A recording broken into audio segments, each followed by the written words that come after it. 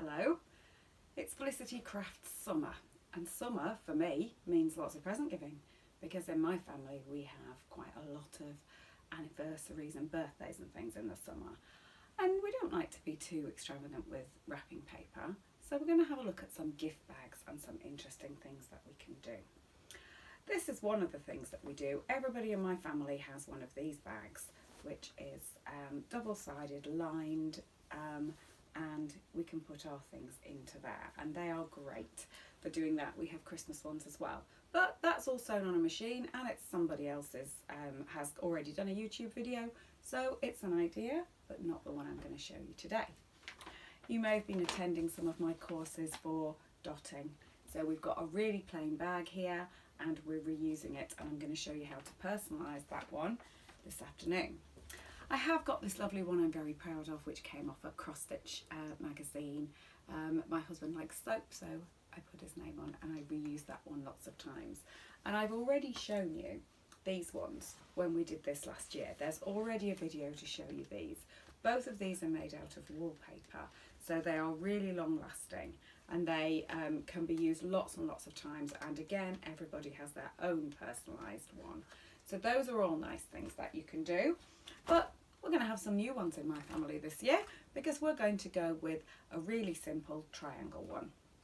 You could have, the children were calling this a pyramid the other day. You can make this out of paper, or you can make this out of fabric, and I'm going to show you how to do both of them and also how to personalise them with stamps. So if we're going to do the paper one, you make it just simply, really simply like this, and I'm going to show you how to do it. But then it's all about personalising it up and how to use it and reuse it all the time. Okay, so what we're going to do is get ourselves a piece of paper.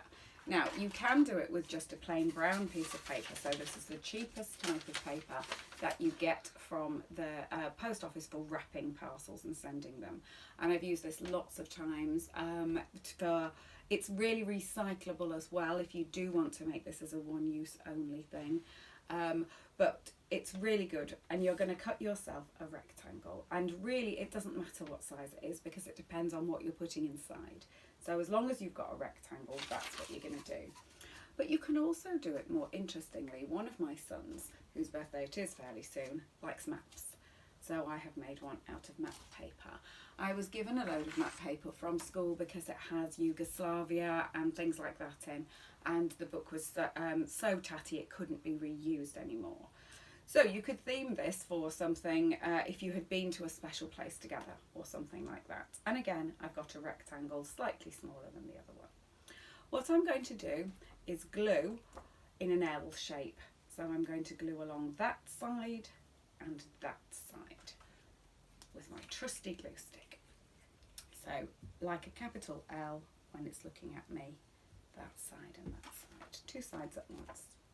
I did this with the children and they loved it at school. I'm now going to curl it up to make a tube. Now you have to put your hand inside there so that you're happy. Now there's one end is a bit gluey, so you have to be careful when you're doing this now because you're going to be getting glue on your hands. Glue on your hands, not the worst thing on earth, is it? So we're going to get ourselves a little tube like that, and then the end that was glued is going to be pushed together. And you've got yourself that kind of shape. This one's dry, so I'll just swap onto this one. You've got yourself this shape.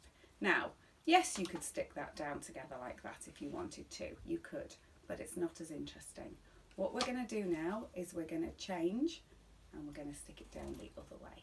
And that's what creates that much more interesting shape like that, which is better for personalising and just looks good. Now, you can put glue or double-sided tape in there, but you obviously have to put your present in first, otherwise you're not going to be able to do it. So I'm going to give somebody a glue stick lid as a present. No, I'm not, but I'm just showing you what to do. Then you're going to put that into there and glue it down. And you've got yourself a lovely little gift bag there for people.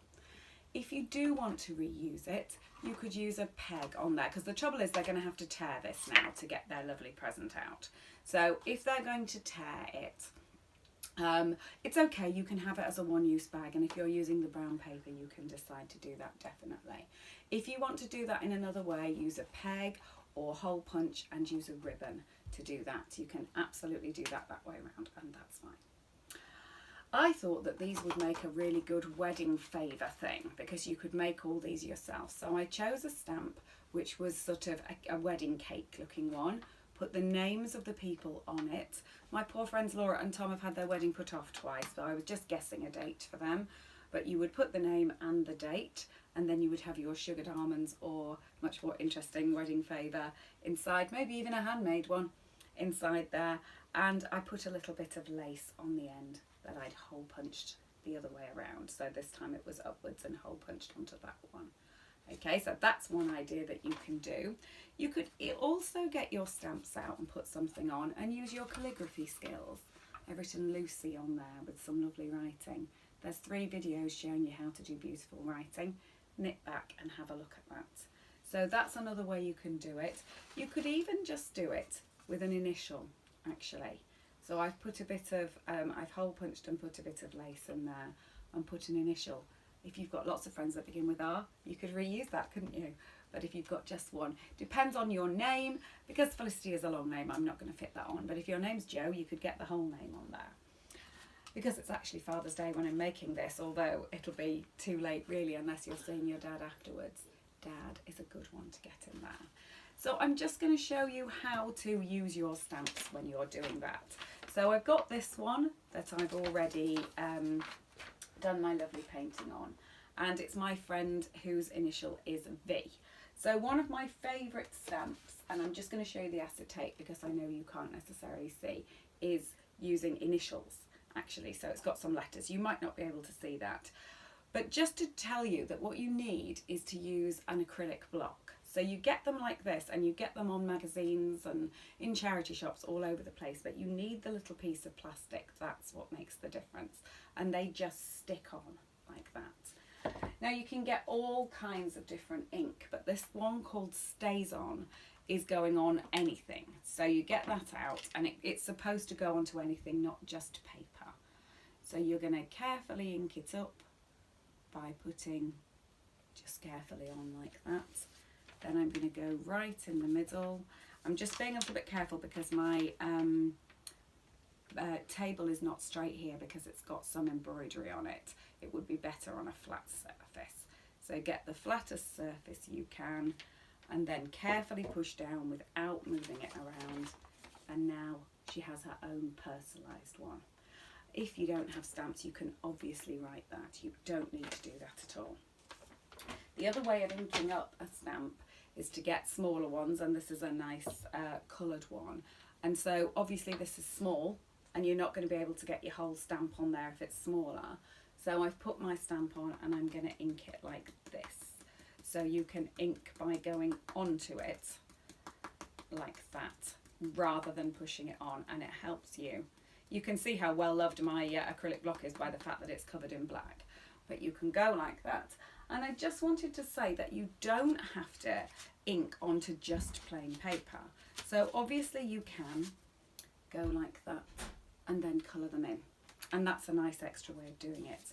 But it's nice to stamp onto different paper, like book paper. So they look really nice when they're on book paper like that. Even when they're just inked up without doing any kind of colouring on there. But you can get them with different colours as well. So I've now done that with a purple, which is going to look interesting there. And if that was on your brown paper like that, it would look really nice. You can colour and get those felt tip pens out. Getting felt tip pens out is always a good thing. I've also coloured in with just coloured pencils on that one with the teacup one, which looks really good. And using a fancy card will add to that too. Stamps don't have to be just stamping it really plainly onto something. You want to do it so that it will be more interesting, colouring it in, adding different things. What happens if you wanted to make one out of fabric? The same idea here, but we're going to make it out of fabric and definitely reusable. I'm just going to cover up my ink because I have a tendency to get it all over my fingers if I don't do that. It's going to be just the same, only this time I've got my rectangle of fabric like this, and I have ironed on some fusible interfacing on the back. I've just used a lightweight one because, to be honest, that was the only one I had, but you can use any one you like, but lightweight is absolutely fine. Iron it onto the back and fold over one of the long sides and hem it, so just a straight line. I didn't bother measuring that really carefully, I just sewn straight across. Now we're going to sew, and I'm just going to show you with a pen, but you do not need to use a pen like this when you're doing it. This is just to show you where you would be sewing. So you are now going to sew along there and there, just where you glued last time. It is more effective to do this on a machine. You can hand sew with lovely little neat back stitches if you want to, but you want it strong if you're going to reuse it. So I'm going to go that way and that way. And then you're going to, oh, I should have said first of all, right sides together when you do that. So right sides together and then fold it outwards. And then you've got the same thing. So you've created then your tube when you've sewn it together, just the same thing as you did when it was the paper one. And you need to put a fastening on it. Again, a peg would be absolutely fine. But what I've done is sewn one of those hair bubbles in. If you have long hair, as mine is now getting, you will have lots and lots of hair bubbles. If you don't, you can get them really cheaply all over the place. And you get a hair bubble, cut it and sew it inside and put a button. I've put a lovely cat button on there. I also appreciate the fact that you can make these a little bit more manly. I've chosen manly fabric here because that's what the vibe is in my household, apart from me. So now you've got this lovely little one here that has a button on that you can reuse lots and lots of times, and it will join the family of our gift bags. And so we have all these different things that we're going to use.